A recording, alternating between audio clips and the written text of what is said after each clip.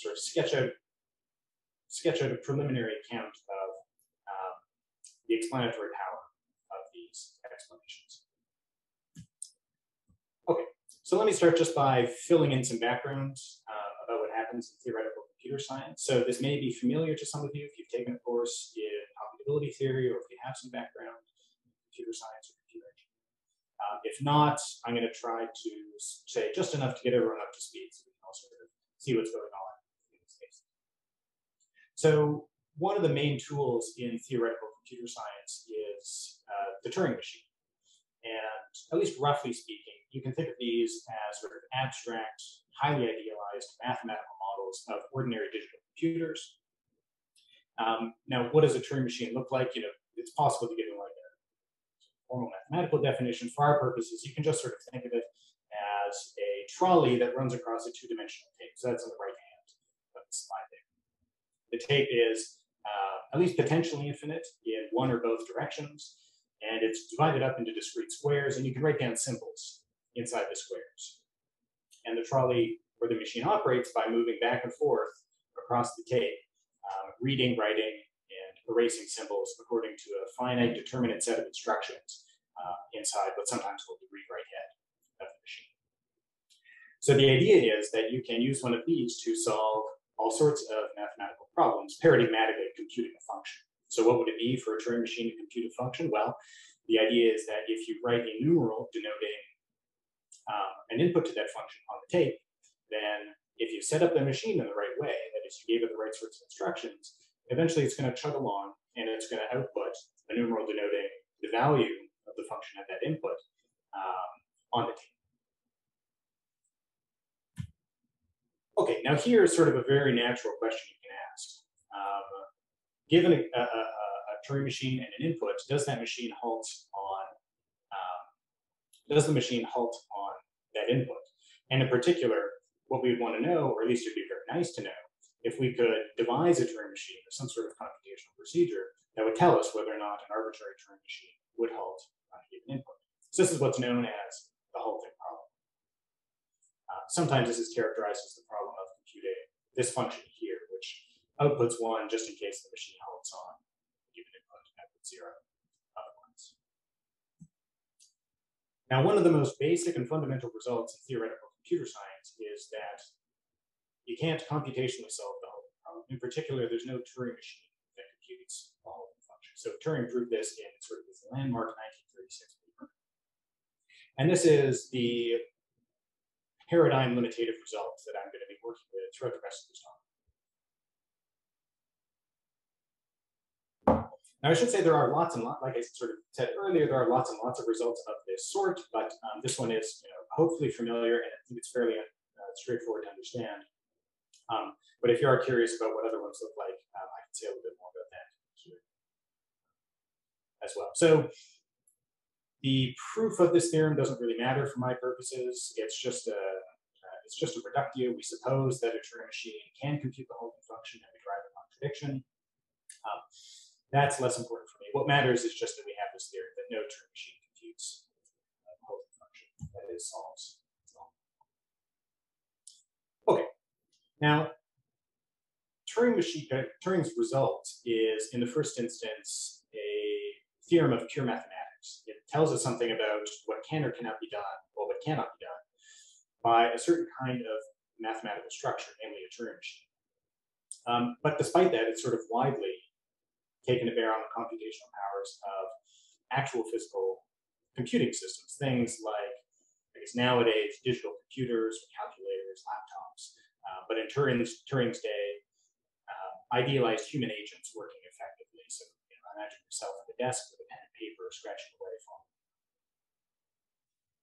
So what's the connection between this mathematical theorem on the one hand and these physical computing systems on the other, such that the one tells us something important about it? Well, I mean, this probably won't come as any surprise. Computational models, as they're now called in contemporary computer science, are intended to be scientific models of physical computing systems. And in particular, they're intended to capture sort of the, so this is something of a term of art, but what I'll call the computational architecture of those systems. So roughly speaking, this is just the way those systems compute, or the kind of computation that those systems are capable of. And when a computational model captures a physical system, that is, captures the kind of computational architecture that it has, then the system's set to instantiate or realize that model. So what's this notion of architecture amount to? I mean, in the first instance, Turing machines, or at least they most accurately capture what you might think of as effective human calculation. So what's going on when a human sits down with a pen and paper and starts scratching away by following an algorithm. So think about, when you're doing your grade school arithmetic, what are you doing? Well, you're looking at a certain finite configuration of symbols. You've got some instructions that you've either memorized or are maybe on a sheet in front of you, and you are manipulating those symbols according to what you're looking at, plus what the instructions tell you to do at a moment. Now, of course, we're doing that on a two-dimensional grid typically, but you can just as easily imagine doing it on a one-dimensional tape.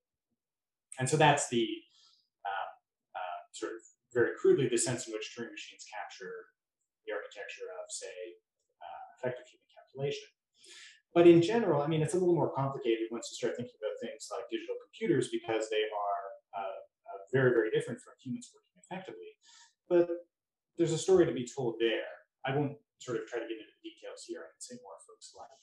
But sort of in general, what Turing machines capture are the kinds of problems that can be solved via finite transformations on finite data structures. And so that is the sort of thing that's happening inside your digital computer. And so that's the sense in which a Turing machine or your digital, say like a laptop, instantiates a Turing machine. Okay, so why is this notion of instantiation important? Well, it allows us to say that when a physical system, or with that notion in hand, we can say that when a system instantiates a computational model, it would seem that limits on the computational powers of the model transfer over, they hold for that system too. So this is part of the sense in which limits on the computational powers of Turing machines apply to my laptop or me working effectively or other physical computing systems. This is kind of important because we want to be able to distinguish between two ways that a system can fail to compute the halting function. One way is very obvious and not very scientifically interesting. It could be that a system fails to compute the halting function because it doesn't compute any function at all. This is sort of presumably the case with rocks, walls, tables, and chairs, things like that. They don't solve the halting problem, but then again, no one sort of really expected them to in the first place. And that seems different from what's going on with things like digital computers or effective humans, human calculators, because for those kinds of systems, they at least stood a fighting chance. There was, it was an open question at least one point whether or not they could solve the halting problem. It so turns out that they can't. But if anything was going to, it would be those kinds of systems. And so this sort of distinction is what this notion of instantiation allows us to capture. And it's the second kind of failure, the failure of digital computers and calculators, that is sort of scientifically interesting. Okay, so the thought is that when you've got a limitative result framed in terms of a particular computational model, that is going to apply to all those physical systems that instantiate that model.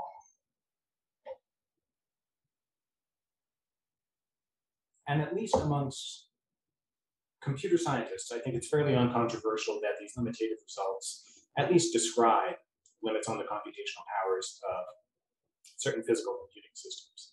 So in light of Turing's theorem, it turns out that digital computers can't solve the halting problem. But what I want to say is that these results also explain these limits. And so what I want to do next is just give you sort of, give you an argument or a couple different considerations that sort of suggest that these results can be explanatory. And then, that's not to say what makes them explanatory. Later on, we'll try to say where they're explanatory now. But for now, I just want to try to argue that they are explanatory. They're not, if you like, merely descriptive. So the three considerations are that these results can be used to answer why questions. The second is that computer scientists regard them as explanatory. And then the third is that they are uniform. So let me briefly say something about each. Oops. And I just saw a note in the chat asking me to speak up. If I'm too quiet or if I need to speak louder, don't be afraid to interrupt me, please, because it's no good for anyone if you can't hear. But I'll try to speak up a bit. Okay, so this first consideration is that we can use limitative results to answer why questions. So here's sort of a non-exhaustive smattering of why questions we might be interested in. So why is it that, say, a system doesn't compute the halting function, say my laptop? Why is it that repeated attempts to write a program which would solve the halting problem, why do those attempts systematically fail? Or why is it impossible for a digital computer to compute the halting function? It seems like in each of these cases, these questions can be addressed by citing something like Turing's theorem, the reason why this system doesn't compute the halting function, why repeated attempts to do so fail, and so forth, is because we have this mathematical theorem to the effect that the problem can't be solved by systems of that sort. Okay, so the second consideration is this appeal to computer scientific practice. And so this is a comic that features in sort of the opening pages of a textbook on computational complexity theory. And I think that the sort of vignette that goes with this, in effect, the boss asks their resident computer scientist to find an efficient algorithm for some problem, and the resident computer scientist tries and tries and tries, but can't come up. They sort of systematically fail to come up with an efficient algorithm for a problem. And the authors of the textbook point out that, well, look, it'd be very nice if we could come back to the boss with the following sort of response. This is the caption. I can't find an efficient algorithm because no such algorithm is possible. I think this sort of, because here is no accident, this seems to be indicative of a kind of explanatory role that these results are intended to play in computer science. So this is sort of, not exactly anecdotal evidence, but this is evidence from the practice. I will say, I mean, if you've spent some time in computer science departments, this just seems sort of deeply ingrained that these results can be used to explain things. Certainly, sort of explanatory sounding locutions are used to motivate why we might be interested in these results. Okay, so the third point, and I'll go through this, I'll try to be quick here, is just, this is a little more theoretical, but the thought is just that these results are unifying, and that this is at least a defeasible criterion, ceteris paribus, for explanatoriness. So it seems like these limitative results, things like Turing's theorem, reveal common limits on the computational powers of systems which are physically otherwise quite heterogeneous. So there are many, many, many different kinds of digital computers. Turing's result applies to all of them. There are also effective human workers, quantum computers, and all manner of different kinds of physical computing systems. Nonetheless, insofar as all of these systems are, in one respect or another, an instantiation of the Turing machine, it would seem that one of the same results captures a common limit on the computational powers. Okay, so if you're with me so far, you're going to think that these limitative results furnish limitative explanations. Now, just to spell this out a little bit more, the explanans of a typical limitative explanation has two distinct parts. So the first is a limitative result to the effect that a problem can't be solved computationally, and then this would be Turing's theorem. And then the second part is a claim that the system or system kind in question instantiates the computational model for which that result holds. Okay, so if these results can be explanatory, then I suppose one natural question is what makes them this way. And so in the second half of the talk, I'm going to try to argue for two claims. The first is that the explanatory power of these limitative explanations isn't best understood in terms, in sort of broadly counterfactual terms, and that instead they explain because they cite a mathematically necessary sufficient condition for their explanon. So they are a kind of mathematical scientific explanation of the sort that folks like Mark Lang have investigated. But let me start by sort of warming us up to this, the proposal that their explanatory power might be captured in counterfactual terms. So one thing to note is that these explanations rely crucially on highly idealized models of computation. Again, Turing machines are a case in point. Now, there are a few different idealizations that are at work. So, for example, instructions are assumed to be followed perfectly. That's typically not the case in ordinary computing or physical computing systems. They never break down. That is, unfortunately, also not the case for physical computing systems.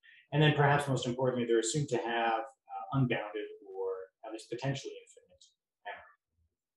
And that is sort of one of the most striking respects of which Turing machines are unlike ordinary digital computers, because ordinary digital computers pretty manifestly don't have unbounded memory. In fact, they're more literally described as what are sometimes called bounded tape Turing machines. These are machines with only a finite. One sort of interesting thing about these idealizations is not that they're just in place because it makes the mathematics simpler or easier to work with.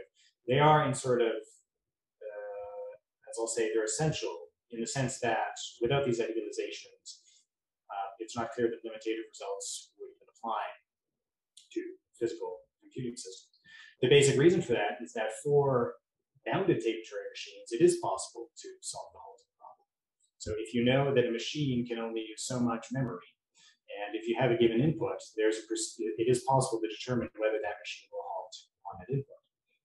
So in principle, we could write a program that for a fixed class of physical computing systems, we could determine whether or not they would halt on a range of possible inputs. So there's like a sense in which these results don't even apply to ordinary computers. But despite that, it's sort of striking, right? But despite that, computer scientists routinely rely on these results to describe and explain limits on the computational powers of digital computers. I think there's a few different sort of reasons for that, but I think sort of the deepest one is just that these sort of memory limitations are in a way inessential to what computer scientists are trying to capture, which is what can be solved by finite transformations on finite data structures. So it's always sort of, you can imagine adding more and more memory to a machine as you get larger and larger inputs. The basic computational operations that the system will go won't change, even if you're adding more memory. And it's what can be done using those basic operations that we're really trying to capture. In any event, I sort of take it as a datum that computer scientists do think about or do use these results, do take these results to be explanatory despite the significant idealizations that go into that. And so if we want to, so then the question is, well, how can we sort of give a philosophical account of their explanatoryness? And now it turns out that there are accounts of scientific explanation that are explicitly designed or at least intended to capture idealized model explanations. And one prominent account of this kind appeals to counterfactuals. Now, there are lots of different sort of versions of it in the literature, so this is sort of an attempt to be ecumenical, but in general, these accounts hold that scientific explanation consists in provisioning information about what it is that a phenomenon counterfactually depends upon. So versions of this use have been defended by Colin Rice and Smokovich and others. Now, one important sort of side note, these counterfactuals don't need to be interpreted causally, so we're not saying that all the kinds of explanations here that we're interested in are causal explanations. But nonetheless, the thought is that the provision of counterfactual information is managed. So I don't really have like an argument that you can't use a counterfactual account to understand what's going on in these limitative cases. But I do have a hunch that it's sort of not the right way to go. So I'll just sort of run through how I'm thinking about this at the moment. So I suppose the first question is, well, does the fact that, say, a system fails to compute something like the halting problem counterfactually depend upon the exponents that we find in a typical explanation? And it's not at least immediately clear that it does. So recall that these explanations have, or the exponents of these explanations have two parts. They've got a salient limitative result, and then also a claim that the system instantiates the computational model for which that result applies. Now, regarding the instantiation relation, I mean, it would seem that, well, physical computing systems would still fail to compute the halting problem, even if they instantiated a different computational model. So even if, say, my laptop instantiated a different microarchitecture than it in fact does, it's not using an Intel, it's using something else, it would still fail to compute the halting problem. And this is true sort of no matter what computational architecture it instantiates. But if that's right, then it looks like the explanandum, why is it that this system fails to compute the halting problem, is counterfactually independent of at least the specific computational model it instantiates. Okay, so what about the other part of these limitative explanations, the limitative result? Here the thought would be that, well, these results give us counterfactual information in the sense that, well, if the halting problem were Turing computable, then a digital computer could compute it. It just so happens that, unhappily, it's not Turing computable, so they can't. I mean, I think the main sort of challenge for making sense of this is that it requires us to furnish or to come up with a theory of counterpossibles. So because it is a theorem of pure mathematics that the halting problem is not Turing computable, then this first counterfactual here, if all were Turing computable, then a digital computer could compute it, is not just counterfactual, but counterpossible, so it's not necessarily false antecedent. Now, on a standard sort of semantics for counterpossibles, the kind that Lewis, Williamson, and a few others have defended, counterpossibles are just vacuously true. But I'm not sure that we can say that in every case, or at least for every sort of counterpossible or counterfactual we might be interested in. So it seems like we should distinguish one from two, which is if halts were Turing computable, then a digital computer would decide the arithmetical truth. That's false. Even if you had a solution to the halting problem, you wouldn't be able to decide. So, I mean, I don't have an argument that you can't sort of make sense of these, or that there's no sort of possible theory of counterpossibles forthcoming that you could give. But no one, so it's sort of a challenge for proponents of the counterfactual view here to come up with one that will do the trick. And I take that to be something of an open question, although there are sort of attempts in that direction. I mean, maybe another way to sort of frame the worry is as a sort of methodological point. All else being equal, it would be really good if our theory of explanation, or our account of what maybe is explanatory, wasn't hostage to a theory of counterpossibles. So it would be a point in favor of an alternative account if it could avoid it. Okay, so in the 3 or so minutes remaining, let me just gesture towards an alternative picture. So, I mean, one of the most obvious features of these limitative explanations is that certain mathematical theorems, theorems of pure mathematics in particular, play a central role in it. And so, given that, we might wonder whether we can understand them as a kind of mathematical explanation of the sort that Mark Lang has developed. So these kinds of explanations have sort of two main parts, two main aspects to their, the source of their sort of explanatory power. So one is that they, at least often they cite a mathematically necessary sufficient condition for their explanation. Now, in general, it doesn't have to be mathematically necessary, it just has to be logically necessary. But in this case, it's mathematically necessary. And these explanations work, as Lang puts it, and this is a quote, not by describing the world's actual causal structure, but rather by showing how the explanandum arises from the framework that any possible physical system must inhabit. I've got an analogy here with the bridges of Königsberg, but I think I can skip over it. So, just a couple observations to close out. So first is that limitative explanations do cite a mathematically necessary sufficient condition for their explanandums. In a sense, they show, they explain by showing the, mathematically necessary sufficient condition for their explanandum. So in a sense, they explain by showing the explanandum that a system doesn't compute the halting function, or that it can't compute the halting function, to be a result that is, to follow from a result that's mathematically necessary. So it's, if you like, maximally expectable. And so regarding the second part of Lang's view, I mean, it's not that these explanations rely on claims about the framework that structures any possible causal explanation, or that like concerning causation in general. But they do seem to concern something a little more restricted, namely the kinds of frameworks that underlie causal computational explanations in particular. So again, when you have that a system instantiates a Turing machine, this will constrain the kinds of causal processes it can undergo, at least qua instantiation of the Turing machine.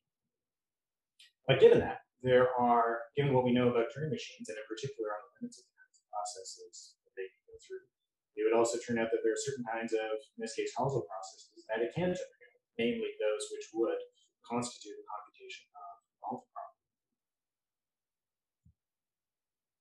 Okay, so that's sort of the general idea of what makes these things explanatory. I guess I'll close just by saying where this leaves us. I mean, I think there's sort of lots of details to be filled in here, and a few unresolved issues. So one is, how do these limitative explanations contrast with more familiar kinds of computational explanation, for example, an explanation by program execution, or an explanation that perhaps appeals to Mars levels or mechanisms or something else. Second, it would be nice if we had a more fine-grained taxonomy of limitative explanations. It's not clear, at least to me at this stage, that they're all amenable to the Lang style analysis. I can say a little bit more about that if folks are interested. And then finally, there are interesting questions, I think, about what kinds of explanatory virtues different kinds of computational models have. So I focused on Turing machines, but there are others as well. So there's lambda definable functions, there are general recursive functions, and many more. So it would be interesting to investigate, and I have some hunches about how this goes, whether or not different of these models display different kinds of explanations. But that's all sort of, previews of coming attractions. So let me stop for there and say thank you very much for listening.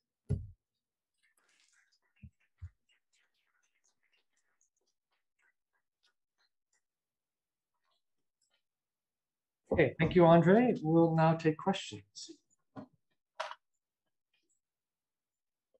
Dr. Toshman.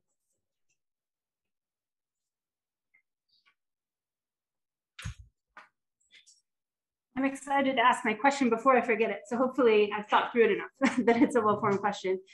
Thanks for the talk, Andre, and nice to see you virtually anyway.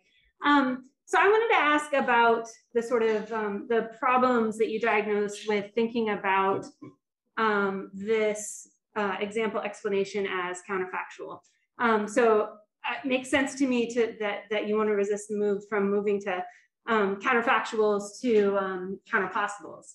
But I wonder if there isn't a way to still preserve a sort of counterfactual analysis of this example by switching what differences we're attending to. And so I'll first make recourse to the simpler like 23 strawberry example because I'm scared of computer science, but then I'll try to make good on it a little bit with the example that you're working with.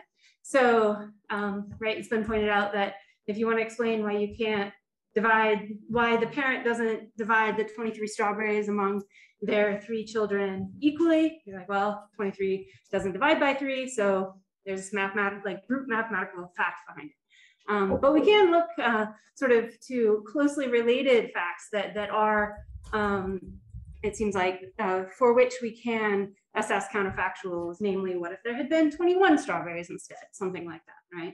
Versus trying to imagine what it would be for 23 to be evenly dividable.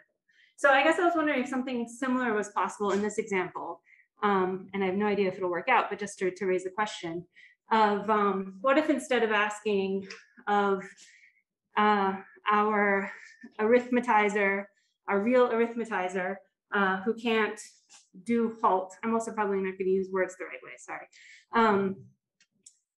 What if instead of asking what would have happened if halt is Turing machine computable or whatever, right, which is not a counterfactual.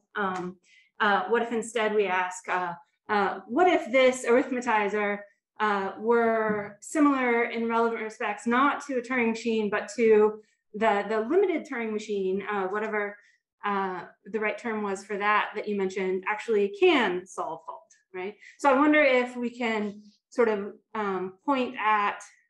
gesture towards the properties of the person calculating arithmetic results that are similar to Turing machines, and evaluate the counter as a counterfactual situation in which those properties were different, as a way of sort of rescuing a counterfactual analysis of that sort of a scenario. I hope that made some sense. Yeah, good, thank you. So the general strategy, I take it, is to try to find, tinker around with the counterfactuals that will be evaluated. So I think unless you're going to try to give a theory of counterpossibles, I guess that's kind of the way you have to go to capture these explanations. I mean, so I should say I'm not entirely sure what to think about this. My sort of initial reaction is to say that it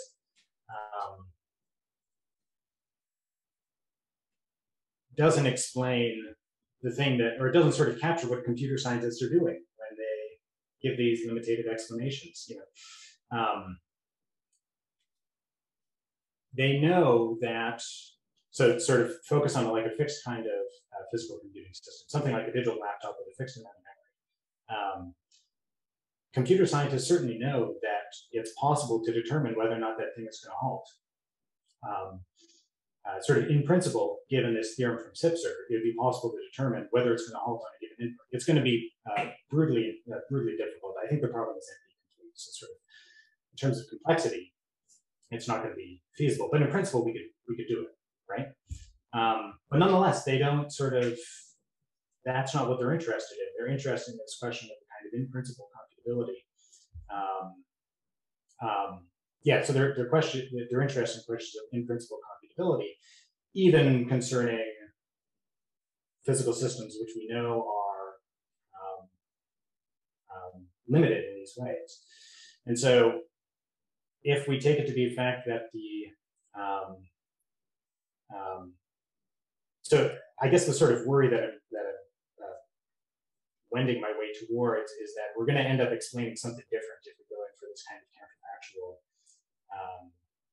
Depending on what kind of counterfactual we end up evaluating instead, and we're not going to capture the thing we were trying to capture in the first place, which was this sense in which these things can't do it in principle. But yeah, I don't know how clear that was. But that's sort of where my gut reaction at this point. Yeah, it's a good question. Yeah. Thank you. Other questions? Jeffrey?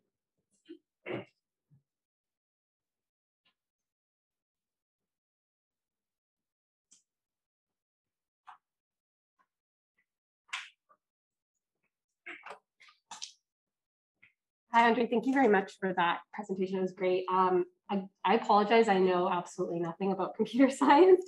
But I had to write down my question because I had a few things. So I actually was wondering if you can go to slide 17 of your presentation.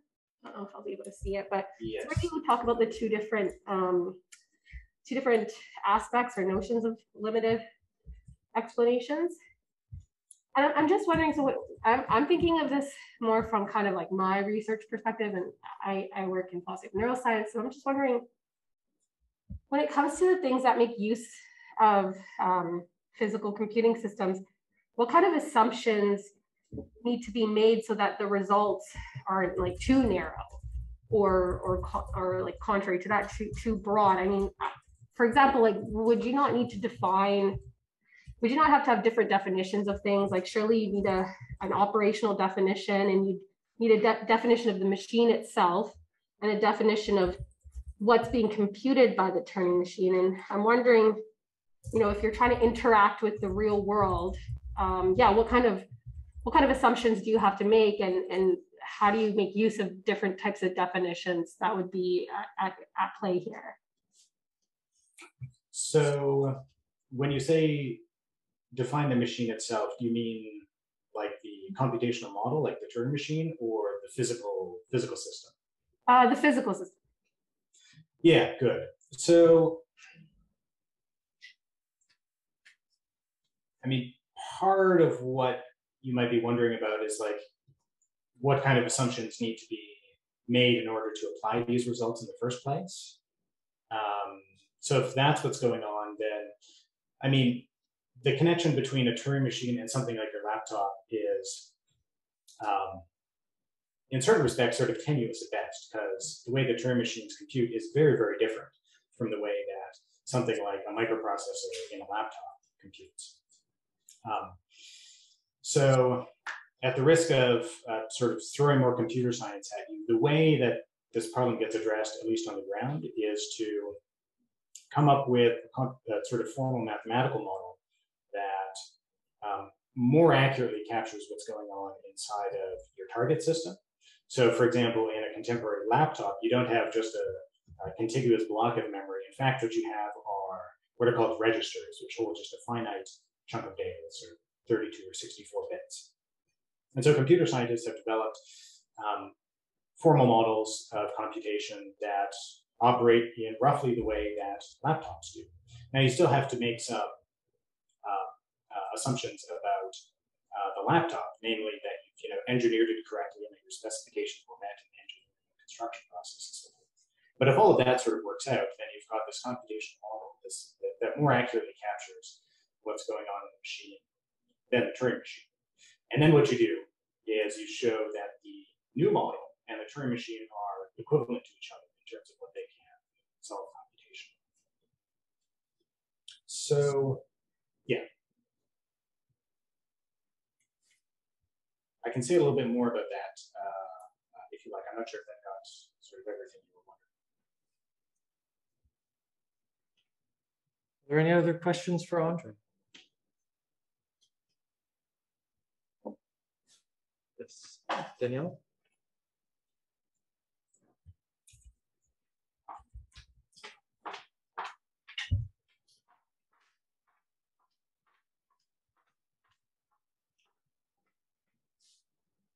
Hi, I thought this was really great and interesting. I think what you just responded to actually helps me see what you were doing as what you're thinking of as a computational explanation of this kind. Because prior to that explanation, it looks like the explanand's a limited result and then a claim about the instantiation of the model. This is an explanation about computational systems, but it's hard to see how it in itself is a computational explanation. And so I guess now, in light of your response, I just want to make sure I'm understanding it, because it does seem like it could work. So if you're saying that what you would actually like to see is a computational model that looks at computational systems, something like that, and pulls out what is going on within those systems mathematically such that they don't halt. Am I getting that right? Yeah, so I mean, I took sort of the part of the thrust of Jagpreet's worry to be that Turing machines are very much unlike ordinary, say, digital computers. And so it's this question about like, what kinds of assumptions about the system do we have to be making such that we can apply these results about Turing machines to them? And so, I mean, in the case of like artificial systems, like a laptop, sort of we start with like a specification, and then it's just a matter of building a physical system that meets that specification. And so in that case, it's almost less interesting that these limitative results hold, because they're sort of baked in from the get-go, given the kind of specification model we're working with. But for like natural computing systems, so for something like brain or like a computational artifact that we come across, in that case, yeah, we would be looking at the system trying to pull out a computational description of it. And if it turned out that there was an accurate computational description of it that for which one of these limitative results held, then I would want to say that the result would look for that system too, would explain why it can do certain things. So does that help? Or does that sort of...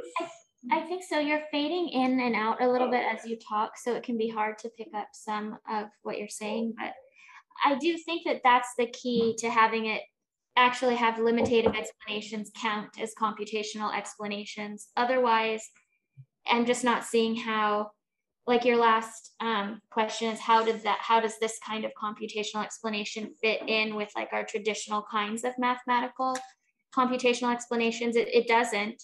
I don't think, unless you were to specify something like that, something like what's the difference maker between those kinds of systems that do halt, or between executing a program that does halt versus halt itself. So yeah, I guess it's maybe more of just like a comment on the project as far as how to address that last part, but it sounds like maybe you have something similar in mind based on what I was able to pick up. So maybe this was quite a comment to question, but it turned into that in light of, I think, what you said. But I think it's interesting. I mean, I think, so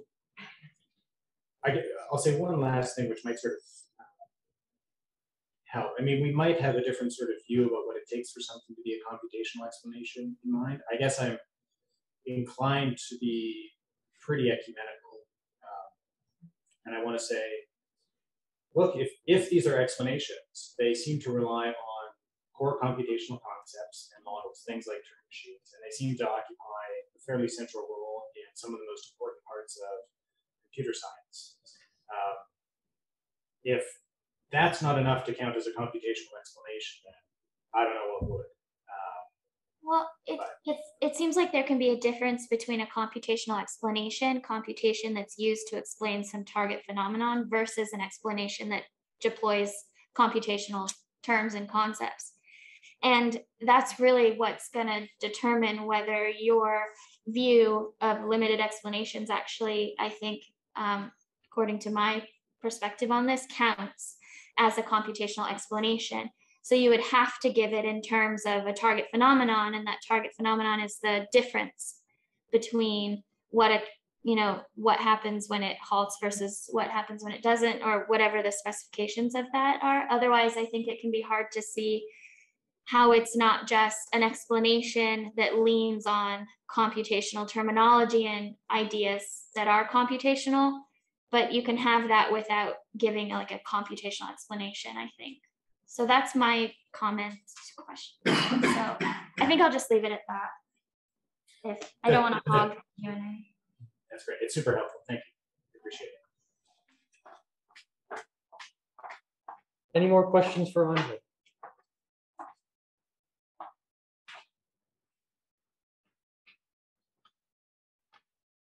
Okay, well, let's thank him once again.